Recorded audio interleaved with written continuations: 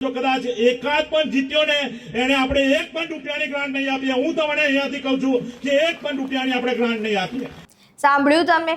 જો તમે જે તે પાર્ટીને વોટ આપ્યો તો તમને મળતી જે સુખ સુવિધાઓ છે તે છીનવાઈ જશે। આમે 10 થી 20% જ આપણને સુવિધાઓ મળી રહી છે, પણ સ્ટીલ એ પણ આપણાથી છીનવાઈ જશે તેવું આ વિડીયોમાં કહેવામાં આવી રહ્યું છે। હવે આ ધમકી કહેવાય કે શું એ આપણને ખબર નથી પડી રહી। હવે આ વિડીયો છે તે આણંદના આકલાવનો છે। અત્યારે સ્થાનિક સ્વરાજ્યની ચૂંટણી આવી રહી છે અને તેમ 26 તારીખે મતદાન યોજાશે।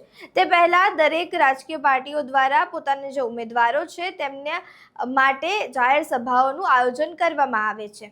હવે તેમના જે તે વિસ્તારના મત કેન્દ્રો હોય છે તેમાં આ જાહેર સભાનું આયોજન કરવામાં આવતું હોય છે। દરેક રાજકીય પાર્ટીઓ દ્વારા પોતાના જે સ્ટાર પ્રચારકો છે સો કોલ્ડ તેમને નીમવામાં આવે છે અને તેમને જે તે વોર્ડના જે ઉમેદવાર છે તેમના જોડે મોકલવામાં આવે છે અને તેમના માટે તેઓ મત માટે માંગણી કરે છે। હવે અહીંયા આ વિડીયો આણંદના આકલાવનો છે કે જ્યાં આગળ આણંદના જ સાંસદ છે મિતેશ પટેલ, તેમનો આ વિડીયો છે અને તેઓ આ વિડીયોમાં એવું કહી રહ્યા છે કે કોંગ્રેસનો એક પણ ઉમેદવાર જો જીતી ગયો તો તેમને જે ગ્રાન્ટ મળે છે તે હું નહીં આપવા દઉં। હવે વધુમાં તેઓ શું કહી રહ્યા છે પહેલા તે વિડીયો જુઓ।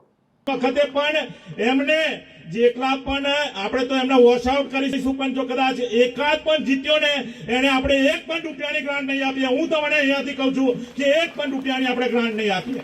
આપણે એ રીતનું આંકડાઓ બનાવવાનું છે। આપણા ડેપ્યુટી સીએમ સાહેબ આવ્યા છે અને આપણે બધાને જે પ્રમાણેનું આંકડાઓ જોઈતું હશે એ પ્રમાણેનું આંકડાઓ બનાવી આપશે। અને અત્યારથી જ આપણે એક બધા જે અહીંયા બેઠેલા છે અને બધાનામાં એક તાકાત છે કે આપણે 2027માં ભારતીય જનતા પાર્ટીના વિધાનસભામાં આપણો ઉમેદવાર જીતશે અને ત્યાં આગળ આપણે મોકલીશું અને આખલા મત વિસ્તારમાં અત્યાર સુધીના જેટલા કામો નથી થયા બધા કામો કરે। હવે મિતેશભાઈ, તમે આ ગ્રાન્ટ શું તમારા ઘરેથી લઈને આવ્યા છો કે તમે કોંગ્રેસના ઉમેદવારને નહીં આપવા દો? આમે તમે જે મતાધિકારનો હક છે એ આમે છીનવી લીધો છે।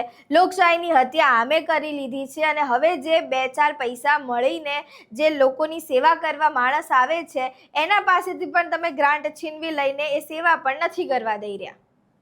મતલબ કે કહી શકાય તો જે ગ્રાન્ટ છે તેનાથી જે તે ઉમેદવાર તેમના વિસ્તારનો વિકાસ કરતો હોય છે, તેના વિસ્તારને વધુ વિકાસશીલ તરફ આગળ લઈ જતો હોય છે, તેમાં જે સુવિધાઓ છે તે જનતાને આપતો હોય છે।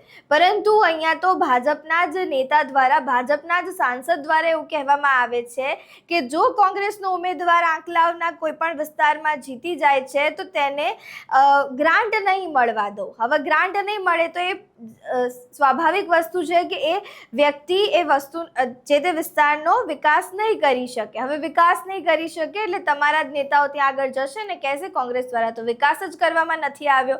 પરંતુ જ્યારે તમારી પણ રિયાલિટી, ગ્રાઉન્ડ રિયાલિટી અમે જાણવા ગયા છીએ ત્યારે પણ આ જ વસ્તુ સામે આવી છે। જ્યારે અમારા જે સંવાદદાતા છે તેઓ ગ્રાઉન્ડ રિયાલિટી જાણવા જાય છે ત્યારે એવું જ જાણવા મળે છે કે ભાજપ દ્વારા કોઈ વિકાસ જ નથી કરવામાં આવ્યો।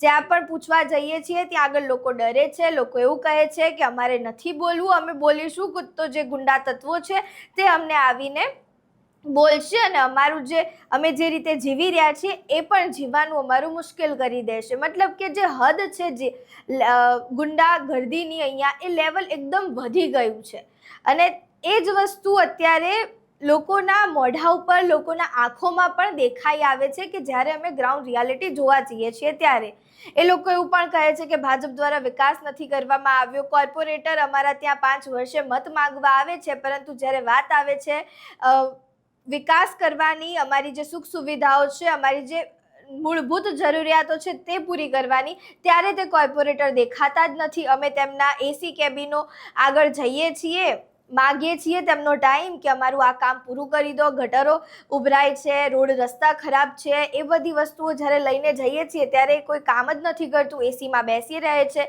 અને અમે પરસેવે રેબઝેબ થઈને બહાર ઊભા રહીએ છીએ।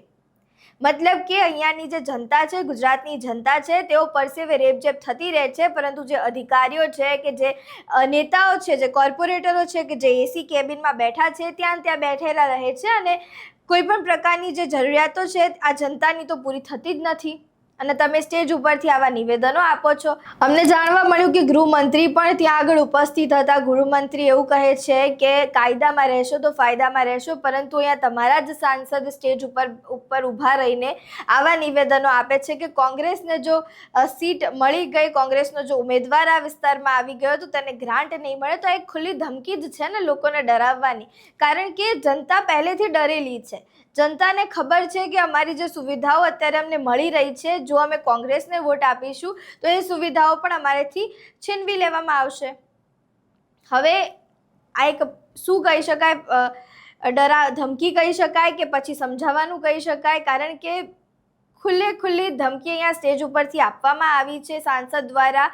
અત્યારે જે જનતા છે તે આમે ડરેલી છે, કારણ કે તેમની જે સુખ સુવિધાઓ છે, તેમની જે મૂળભૂત જરૂરિયાતો છે, રોડ, રસ્તા, પાણી, ગટરની, એ પૂરી નથી થઈ રહી. અને ત્યાં આગળ તમે જ્યારે આવી વસ્તુ સ્ટેજ ઉપર ઊભા રહીને એક એવા પોઝિશન ઉપર છો, સાંસદ છો, અને એવી વસ્તુ તમે આ બોલો છો, તો ક્યાંક ને ક્યાંક જે જનતા છે તેમના માઇન્ડ ઉપર ઇફેક્ટ થવાનું છે અને તે કોંગ્રેસને વોટ નથી આપવાની. આમે તમે 700+ બેઠકો બિનહરીફ તો જીતી ગયા છો, હવે આવી રીતે ડરાવીને બીજી સીટો પણ જીતી લો. મતલબ કે અહીંયા કહી શકાય તો અત્યારે દરેક પ્રકારની જે કહી શકાય તો નીતિઓ અપનાવવામાં આવી રહી છે આ ચૂંટણી જીતવાની. ત્યારે તમારું આ સમગ્ર મામલે શું માનવું છે, તમારા જે મંતવ્યો છે તે અમને કમેન્ટ બોક્સમાં જરૂરથી જણાવજો. વિડીયો પસંદ આવ્યો હોય તો લાઇક, શેર, કમેન્ટ કરો અને મારી ચેનલને સબસ્ક્રાઇબ કરવાનું ભૂલતા નહીં. નમસ્કાર.